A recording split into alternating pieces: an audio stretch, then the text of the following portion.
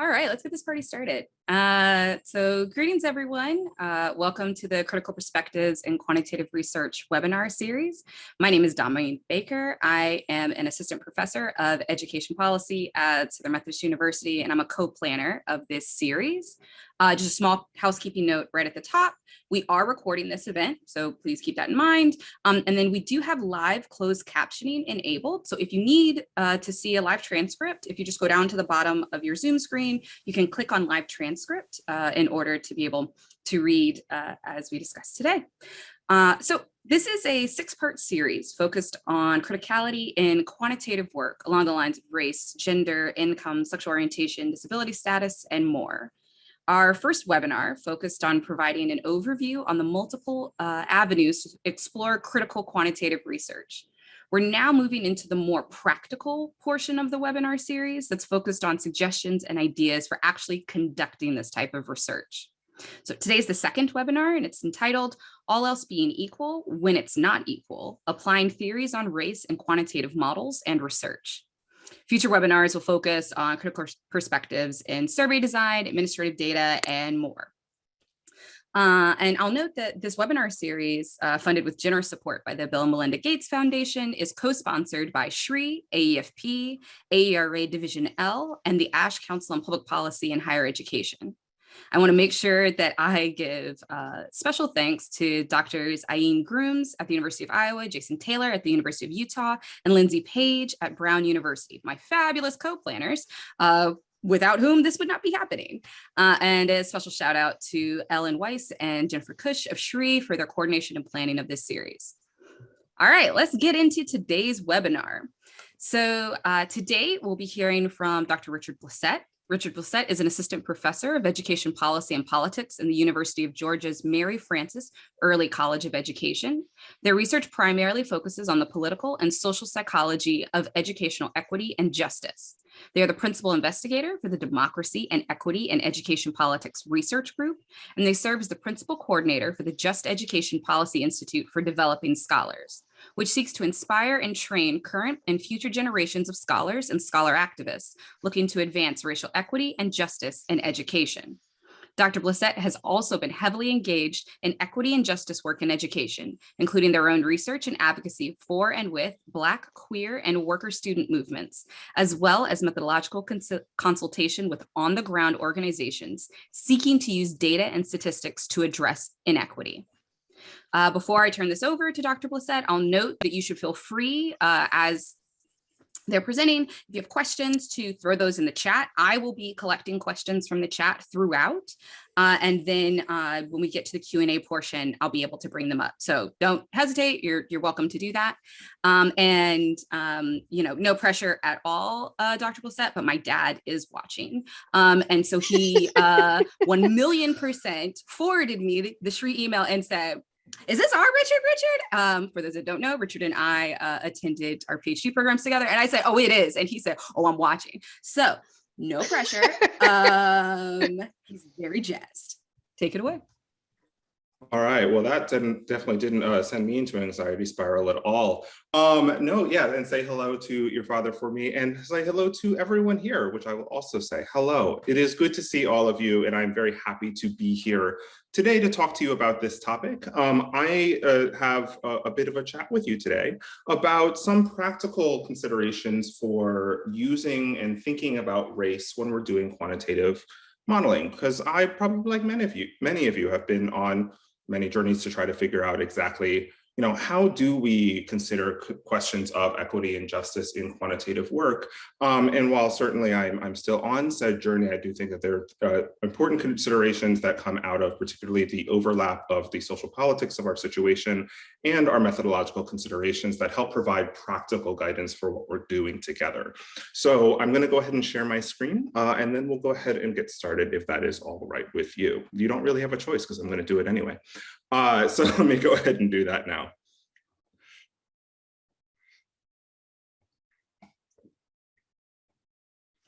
All right, so thank you very much, Dr. Baker, for that lovely introduction, and hello to the other Dr. Baker as well, if you are watching. One of the things that I wanted to start with, particularly because so much of when we think about criticality in quantitative research, it really centers on kind of our understandings of ourselves as people and the way that we come to this work. So I do want to center a little bit of, well, how did I come to this work, right? And there are like various things that I think are important here that inform kind of my perspective and my integration into these kinds of questions. First of all, like many people here, I was like very heavily trained in many types of quantitative methodologies, both kind of in the econometric tradition, but also I took a lot of courses kind of in the psychometric tradition as well, because I just liked it a lot, right? You know, I enjoyed it like many of the people that are here. But at the same time, I was doing, you know, activisty type of work. I was participating in professional developments and trainings and all these spaces where there were really frequent conversations about the application of racial justice to educational practice.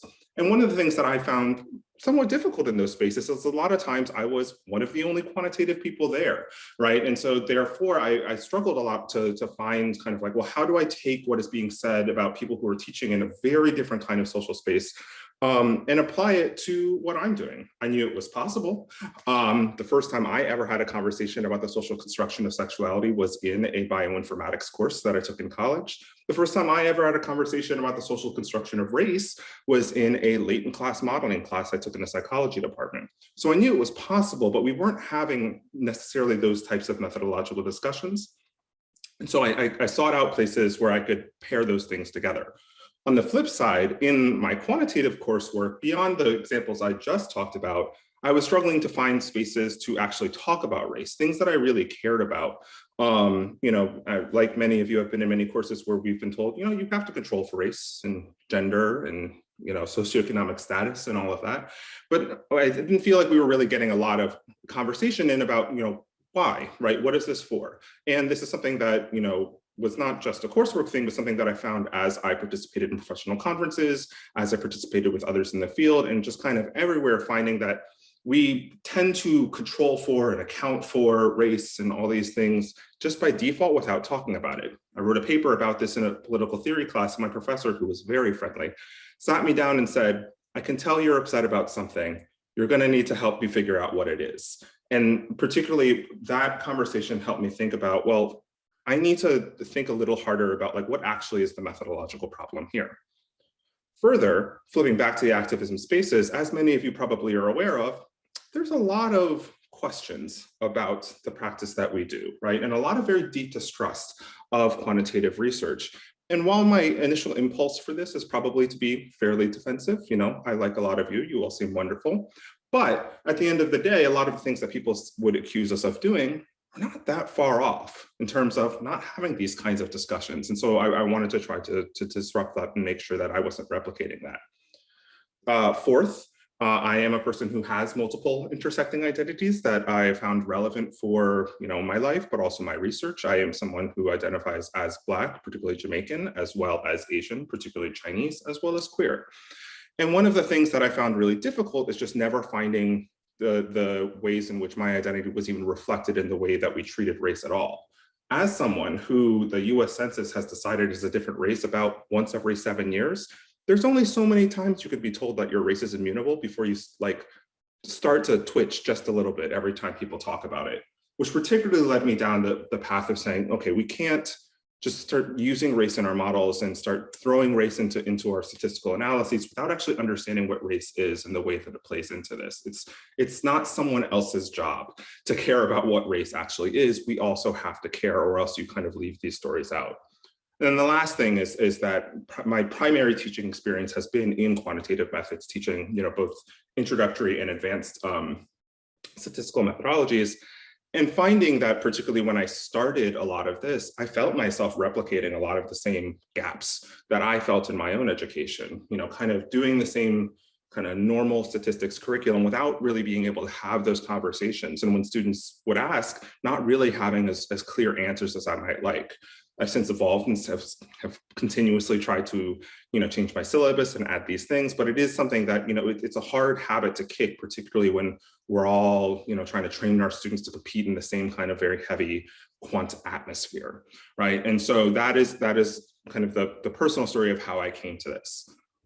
Now, particularly what a lot of my questions were around all of this was like, well, how do I take all of this understanding that I'm gaining in my activism, in my research and all of that about equity and justice and actually do something with it, right? How do I actually apply it? A lot of times these trainings that I sat in would start with like, okay, let's all like talk about racism and make sure we're all on the same page. And I'm like, cool, got it. Now what, right? And that was a lot of my questioning here. And so that is the framing for what we're going to be going through today. So while some of this might be a bit of a review, I do want to remind people of some of the tenets of Quant Crit, which is the framework within which a lot of this fits, though certainly some of this just within the quantitative criticality as well. Particularly the centrality of racism, the understanding that racism is a part of the ways that our society has been constructed, and further that a lot of the effects of racism, the markers of racism, are not easily amenable to quantitative analysis in very quick ways, right? Which requires really thoughtful considerations on our part. Then numbers 2 and 3 are kind of one and the same. They're both about how our categories and our numbers are not natural, right? These are just ways for us to communicate abstract concepts related to identity and quantity and all of that.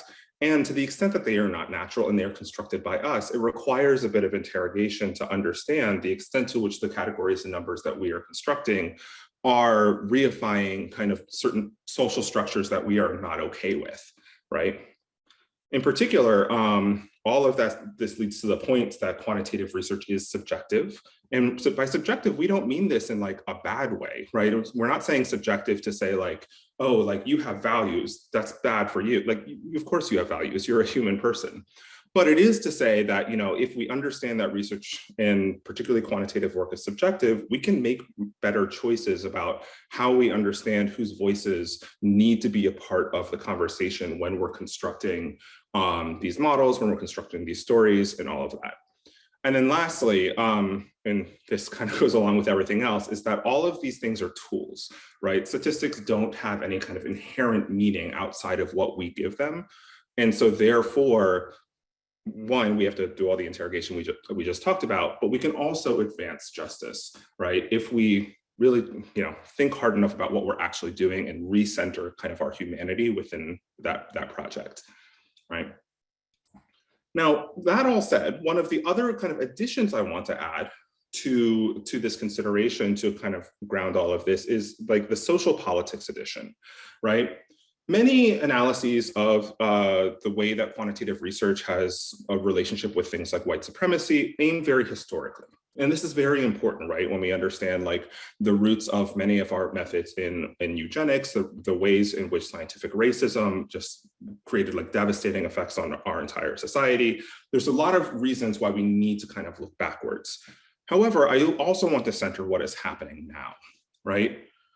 If you haven't noticed, we are in a particularly troubling moment, right, as it comes to equity and racial justice, generally speaking, right? There are many, many things going on right now, which are not even just, issues with racism, but also issues with other areas of social identity, ranging from, what's happening with kind of abortion legislation, as well as, legislation being proposed across the United States to restrict the rights of transgender students, right? Recently, there's been a very vigorous, opposition to the teaching of critical race theory and race-based theories, or just divisive topics if you're in Virginia. And then further beyond all of just kind of the flash and glamour of all of these things, we also are aware from social psychological literature that there has been an increase over time in certain kinds of social constructs that we just haven't talked about for a long time, because for many people, you maybe thought that they weren't things we should be worrying about as much anymore. So for example, as many people have noted, we've seen a rise in hate against Asian Americans in the United States. We have also seen an increased endorsement of prejudicial thinking against groups, particularly against those that the Trump administration targeted, right? And people being okay with kind of prejudicial thinking towards these groups. And so over time, what we're kind of concerned about is that, this isn't normal, right? This isn't kind of a normal period that we're in. And if we're going to understand our relationship with white supremacy in the past, we also have to understand our relationship with it right now.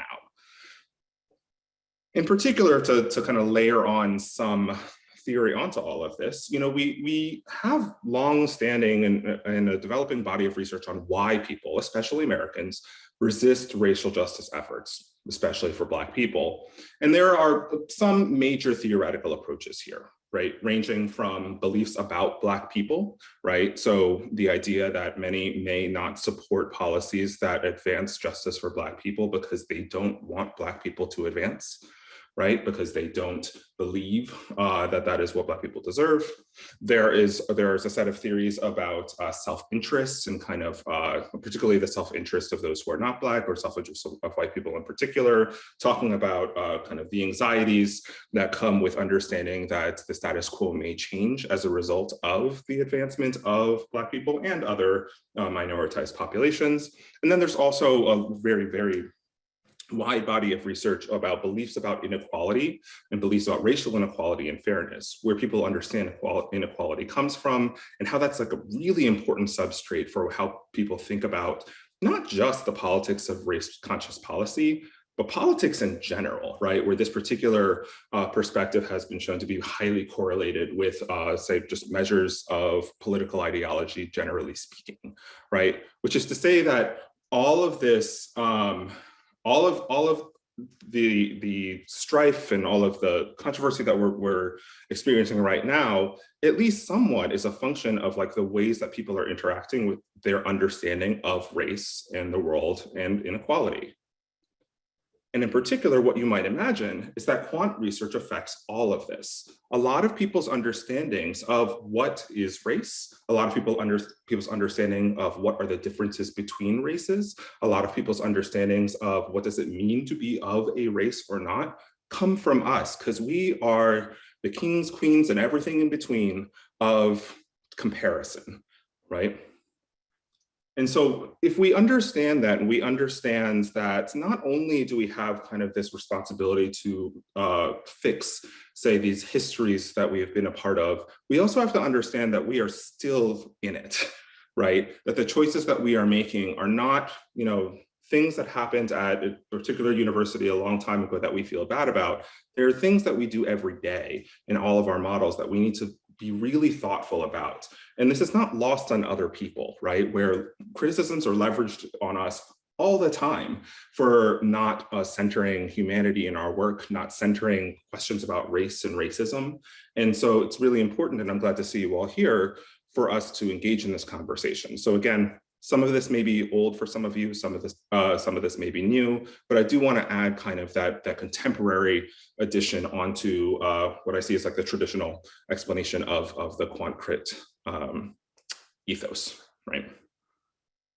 In particular, you all are very probably used to this conversation at this point. We say data cannot speak for itself, fighting back against this long-standing history of people saying, well, we'll let the data speak for itself. In particular, we talk all the time about how we understand that humans' needs, human biases, human values, they all play into those choices. And in specific, they play, particularly in quantitative research, in every part of the design process. I think we often talk about it as like, well, your questions are a function of your values, and also your interpretation is a part of your values. But so are your hypotheses, right? So are the choices you make in your data collection. So are even the choices you make among different types of methodological approaches for studying things, right? We all learned a long time ago that there are concrete differences between, say, what a mean does and a median does, right? But whether or not that difference matters to you for a particular analysis is a function of what you're trying to learn. And what you're trying to learn is a function of you, right? And so recentering the idea that values are throughout this entire process is going to be really important. Now, before we get into the specifics of the modeling aspect that we are talking about today, I do want to highlight some of the general implications that people come up with. There are so many implications to this understanding, and we cannot cover them all today, which is why you all apparently have a 6-part series to go into some of the other parts. We'll just be covering part of it today, but I do want to note that there are some common things that people bring up as points, right? And these are things that are concrete things you can do, including ensuring power, not just voice, but actual power of minoritized voices in design and analysis, recognizing your positionality, and more than just recognizing it, but understanding the actual impacts on practice and what that implies for what you're going to be doing. Reconsidering the norms we have about data ownership, particularly for those of us, most of us, who work within institutions that may have been built on top of, the systems of white supremacy. And having, asking yourself intentional questions about sampling, representation, and voice. And then also just asking critical research questions and being involved in justice work. And we're going to talk about this a little bit more later. And these are some general things that people talk about. However, I want to, for today, not stick with kind of this general look at things, but focus specifically on like model building, analysis, and interpretation, that middle ground of the research process that I laid out for you. The one that we teach all like 5th graders about when we tell them like how to make a baking soda volcano, right? What is that middle section there, and what does it look like? And in particular, what are some things we could do different? Again, I want to highlight that I can't cover everything possible as to what could be happening within there, but I want to focus on 2 particular things that are related to each other. The first is that if we understand that human values are a part of how we do all of this, well, then if we are going to be including race in our models, that requires you to actually think about it, right? And by that, I mean, we need to have informed, intentional thought about what you're doing and why when we include race in our quantitative models. So we avoid the things we're talking about where we are just uncritically employing race and maybe even supporting certain types of racial hierarchies or racial constructions that are not what we agree with. And I will point out, beyond like the moral obligation, it's also just like good for modeling, right? To the extent that when we are including variables in our model, we should have a theoretical framework for why they're there. And then the second thing is also making principled choices about how you explain what you have done and what you have found. And so I'm going to start with the first one, because I, like many of you, have controlled for race many a time in my life, right? And part of the reason we do this is because we think race matters. But part of the hard part about all of this, and what also helps us tackle some of these really sticky kind of operationalization questions and all of that, what we really need to talk about is, well, what are we talking about when we talk about race, right? And why would race actually matter for this particular research question? And largely what a lot of people will do, and I have sat on these committees where we do this, right? Where we will just take kind of like the categories that are in the census, and then we'll like pick 1 or 2 that we like think also should be there maybe if we're applying that critical thought. We throw it in the survey, we move on. Or if we're using administrative data, we'll just take what they have and we'll be like, well, that's what it was. These people are Black, and then we move on from there, right? And what I want to say is like, I think it's worth taking a moment to say like, is that enough? Both from a moral point of view, but also just literally from a good modeling point of view. In particular, we can understand race through different lenses, and those different understandings of what race is and the ways that race plays out in any given research paper are going to be very, very different, right?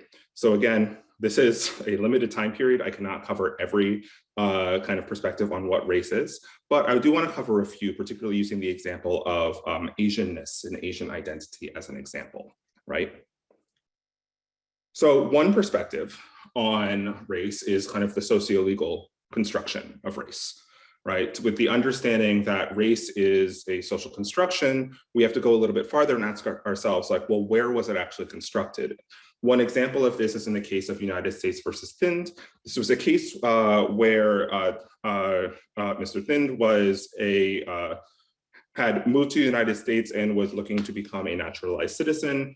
At the time, we were operating under a system of scientific racism where the region that Mr. Thind came from in northern India was considered to be Caucasian, right? And this is something we all just kind of, by we, I wasn't alive then, but we royally kind of accepted, right, that Mr. Thin was Caucasian under the system of scientific racism, right?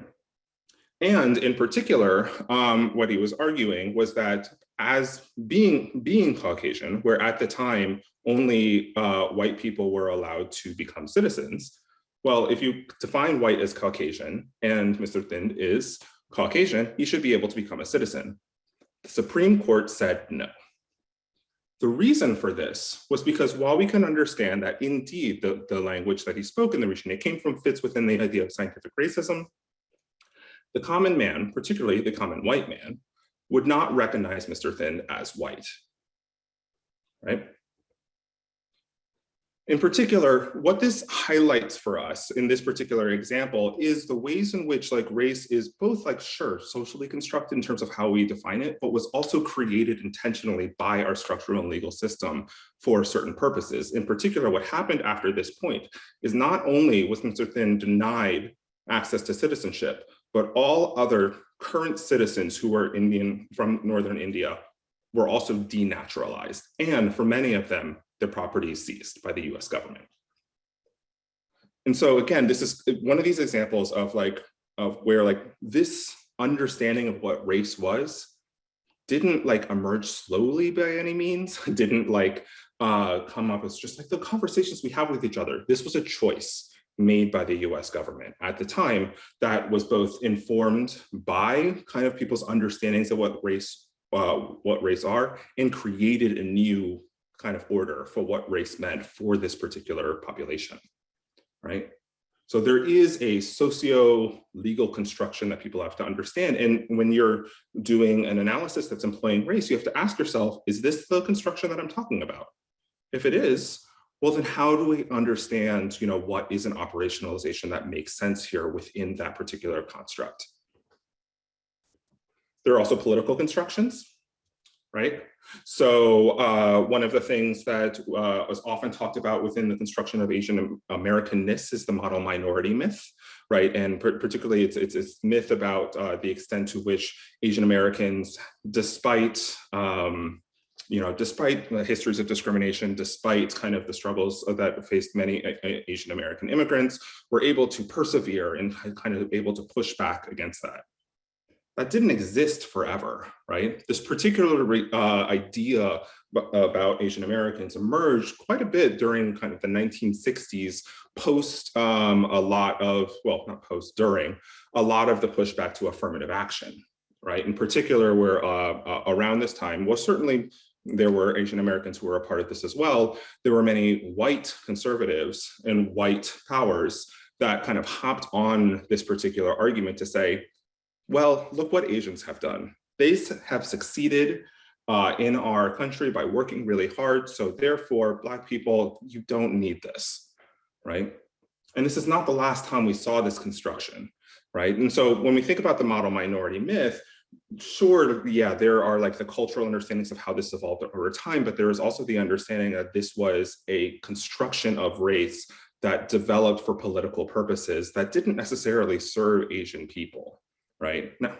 Now, again, I'm not saying that there's not like really important like variations within Asian American people about kind of the understanding of the model minority myth, but a lot of kind of the common analysis of the situation was that it emerged out of service to not Asian Americans, right?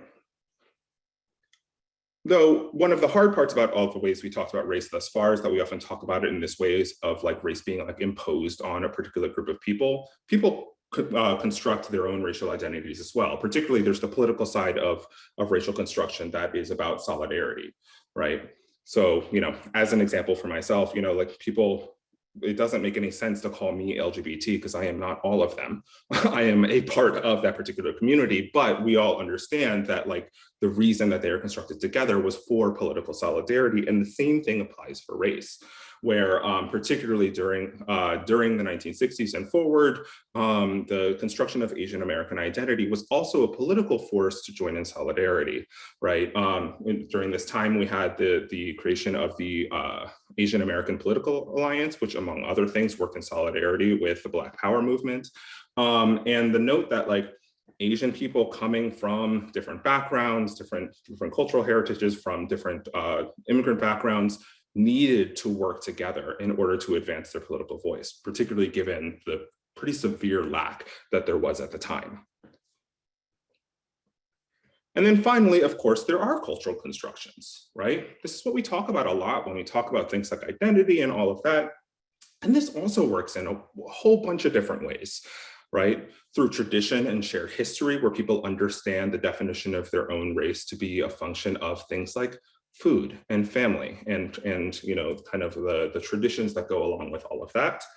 But then there are also kind of the struggles with overlapping identities, particularly if we talk about, say, immigrant communities coming to the United States, and like how their own racial identity as generated by the United States bounces up against kind of the need to be American and what that means. And then lastly, one of the things, and I was actually recently in a discussion with this with like an Asian American activist organization, about how like a lot of people's understanding of race, and particularly for themselves, may also be a function of being aware how others see them, right? Being aware of like, well, what does it mean to be Asian?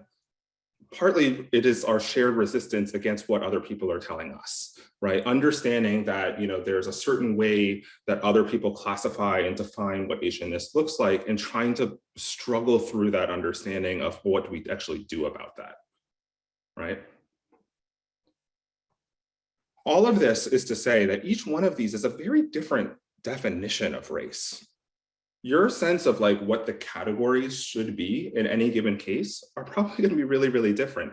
Not only that, but whether or not you think there should be categories at all is probably really based on what idea of race you actually have in mind. And historically, we have largely said this is someone else's problem, but it can't be, because we are constructing these based off of nothing.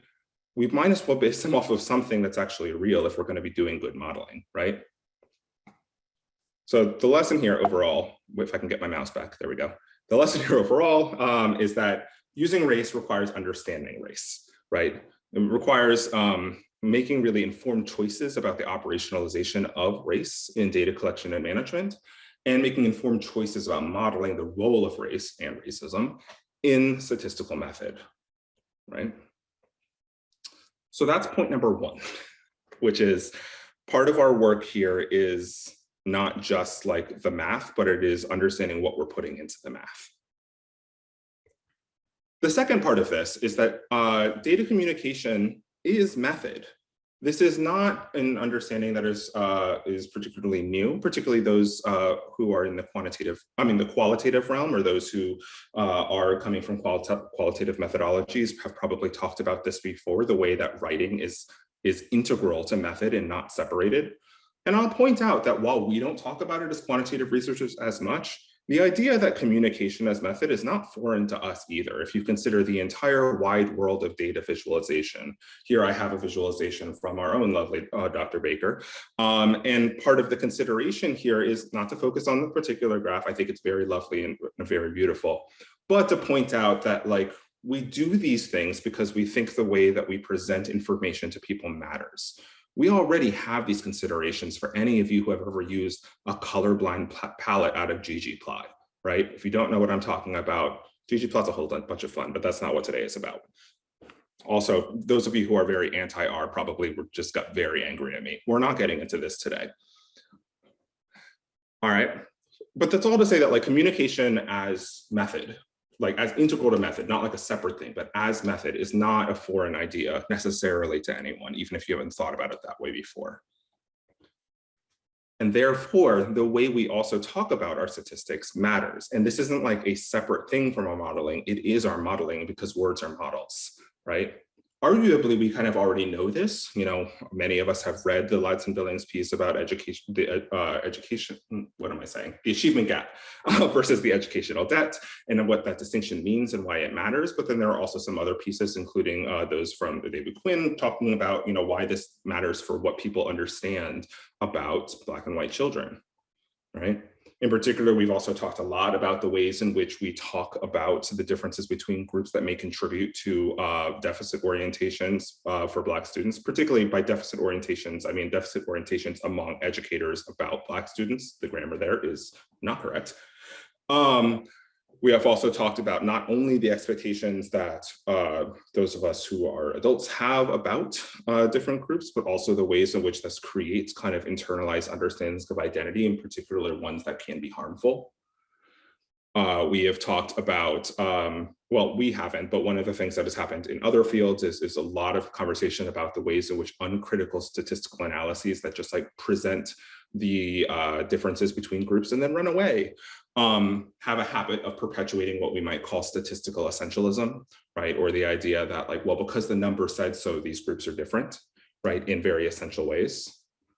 And then I also want to recenter for you the thing that we said earlier, which is that people's understandings about inequality and the differences between groups are really, really important for their understanding and their belief systems about justice. And to the extent that we understand that we are not just researchers, but we are political actors in as far as that we are communicating about political things, which we all are, right? That gives us the responsibility to say, well, how do we need to make sure that we are contributing to the type of social movement that I actually think is going to advance justice, rather than just saying that's someone else's problem. Or in other words, when we are discussing our results and we are looking at kind of the differences that we find or don't find between different racial groups or between any other kind of social distinction, whether or not that's gender or otherwise, we have to make sure that we keep in mind that there are multiple ways we could explain what we just found. And there are certain ways that are definitely more aligned with senses of justice. In particular, one of the things that I want to highlight as a thing that people are talking about a lot nowadays, particularly as we look at the current politics of like CRT and all of that, is that whether or not people attribute kind of these differences to like individual like faults or problems with, you know, different groups of people versus whether or not they attribute these differences to structural kind of oppression is a really big deal for whether or not they choose to actually support the advancement of justice, right? So given the time, I'm going to go through the last couple of things more quickly, but you've gotten the main point here where overall, if we understand all of these facts together, if we understand that uncritical uses of race may reify racial distinctions, if we understand that we have a part to play in the ways that people understand what race is because we are doing deductive work, therefore we need to strive for statistical models and explanations that emphasize where necessary anti-essentialism, that really think hard about like, what do we mean by race? And then explain it in a way that is more consistent with what we think a justice-oriented solution would be. Really briefly, we have in our research group been not auditing, that's not the right word for it, but we have been going through a lot of quantitative research articles to figure out how we're doing on this fact already. And I mostly bring this up because I want to reemphasize that I think it's important for people to be doing now, to be doing better explanations of these things. Of the 280 quantitative articles that we've coded thus far, about 100 of them or so have used race as a control variable. And of them, only about a third have included any explanation of why. And only about half have included any explanation of the results. And I want to be very clear that we are using the lowest bar of coding at this point, because we have not even gotten into like, what's the quality of the explanation. Right now, this is just like, if they included a phrase explaining like why this would be included. And so this is an upper bound on how in-depth these conversations have been, and we want to see more. And so some of our future work includes finishing this kind of analysis, testing out some interventions, and all of that.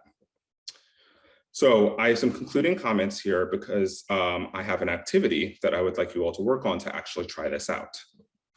My concluding comments are that there's more work we have to do, obviously, which is the ending point for almost every one of these presentations. But in particular, I want to emphasize that there is a need to do concrete action, right? We want to move beyond acknowledgement. I am working from UGA, well, not right now, but I work at UGA, which sits on land that was taken from the Muskogee people, the Creek people. But one of the things that we do all the time is these kinds of acknowledgements, but then we say, okay, we're good. And we do this in many, many ways. We do these for our land acknowledgements. We do them for our understanding of race. Yes, racism exists. Everyone have a good day, right?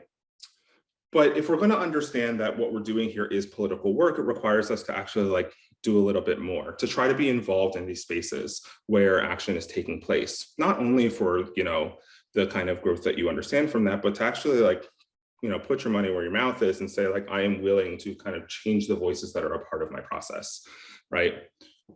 I would also say, I am not perfect. And I have also done plenty of analyses that have not followed any of these principles in the past, right?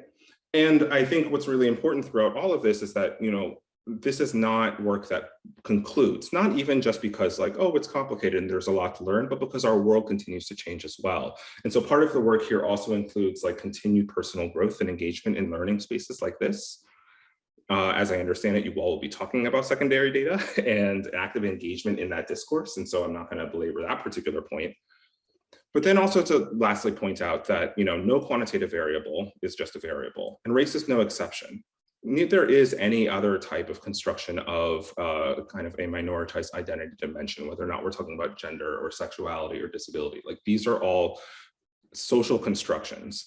But as a political imperative, race does require our attention given the current context we are in. And regardless, no matter which way you're going, understanding the ways in which these things intersect with each other and what we mean by that, not just saying intersectionality is a thing, but actually understanding what is the theory of action, what is the theoretical framework we're working on, is really important for actually making decisions. So what we're going to do next is that I'm going to put you, well, someone else is going to, I will not be doing it, but someone is going to put you into breakout rooms where you're going to try this out. You're going to be given a research question that on its face does not actually center race at all. And you're going to be asked a few questions that I want you to discuss with each other to try to figure out how would you employ some of these considerations to your construction of this model and your explanation of what is there. Now, I do want to center some norms first, right? To say that this is a conversation about things that maybe not everyone, maybe not everyone already knows, right? We want to center the idea that, by being here today, we're talking about criticality, we're talking about race and racism. And it's really important as we're going into this that the baseline for what we are understanding for the role of race in these particular questions is that racism is a problem, right? And at least right now, the problem under discussion is going to be racism. This is not to say that other dimensions are not important. This is not to say that we don't need more, in-depth conversations about even the people here, your own understandings of race and racism. But it is to say that the task for this particular conversation is to understand how an understanding of race, racism, structural oppression, and the social construction of race would play into your decisions here. I would also encourage people, if you are speaking from experience, as many of you may, to maintain the use of I statements, particularly speaking from your own experience and try not to speak for others. Understanding that this dialogue is developmental, right? And that you are not necessarily going to come out of this with having solved everything. Stepping up and stepping back, which is a thing we talk about in facilitation about if you are a person who doesn't speak up very much, we would encourage you to do so. If you're a person who happens to speak up all the time, maybe take a beat, right? And kind of take a note of where you are in the particular conversation. Acknowledge that we have varying emotional experiences with racism in quantitative methods. And then finally, to strive for thoughtfulness in this, not perfect conclusions. But what's really important to me as you're kind of participating in this is that you're giving it thought, right? And you're asking yourself, what do I need to understand here? So here's the task. It's a situation that I'm sure many of you have been in all the time, where you are given a particular research question that doesn't necessarily center race, but it does incorporate it as a control variable. Do not worry, you do not have to memorize what I'm about to tell you. I will give you a link that has all of this written down. So the first thing is that the research question is, what is the effect of participation in college student government associations on students' engagement and retention in higher education? A question that on its face does not necessarily center race. But let's say you wanted to control for race. You're using observational data. You want to control for race in this particular research question. There are some questions that I would like you to discuss. The first set of questions, which again are going to be in this link, have to do with why. why are we including race here? And what do we mean by that? And the second set of questions asks, and what are you going to do about it? Right? What do I need to understand better? Where am I going to make sure that I'm explaining things better than I might have otherwise in order to be able to accomplish some of the goals we talked about? So I'm not going to talk about the questions here, but I am going to flip over to where the link is. And I'm going to go ahead and stop sharing my screen. There is also a QR code if you are a person that enjoys that, but I'm going to go ahead and put the link in the chat in just a moment. I'll give it a couple seconds in case anyone is doing the QR thing, and then I'll put it in the chat.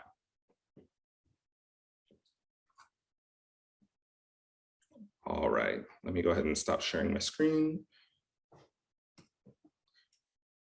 Let me put this in the chat and maybe give people a couple of seconds to click on said link, and then we'll go into breakout rooms.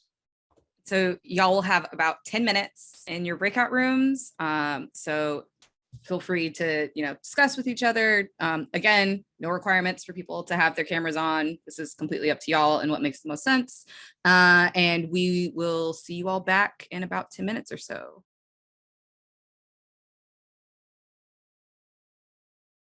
So with the time that we have, we're gonna kind of skip over some of like the broader debrief things, but I heard some really good conversations happening within different groups, particularly a lot of conversations about, okay, but how do we like tease apart the different ways that even within the normal racial categories that we might use, that actually there's a lot more variation in how we understand this works.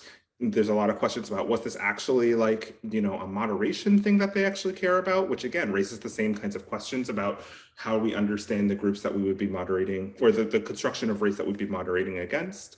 I do want to answer what I think is probably a question of some, which is just, okay, what are some other examples of how these definitions of race might affect things? One thing that we've actually done multiple times when we've been doing like diversity and inclusion and equity surveys is understanding the question of, well, if we're asking about race, are we asking about race in terms of the way that they identify themselves, or are we asking about race because we think that there's discrimination, right? Where a lot of discrimination is a function of how what other people think their race is, right? And that has mattered for the way that we phrase the questions, for the ways that we approach that topic. Further, there are times when, and we have this power now because we are in 2022, where we have asked race in an open-ended way, and we've allowed people to describe things better, but then we also then use like natural language processing methods on the back end to try to understand like, well, what are kind of like the inductive kind of categories that come out of that, particularly when we believe that like our understanding of race is maybe a little unclear, right? So there are different things that you might do in these different spaces. I want to see, are there any kind of big things that your groups talked about that you think would be important for others to think about that I have not mentioned in kind of my overview of what I saw in some of the different groups?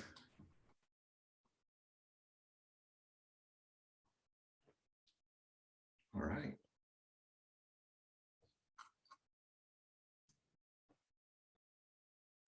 I think Annabelle has her hand raised.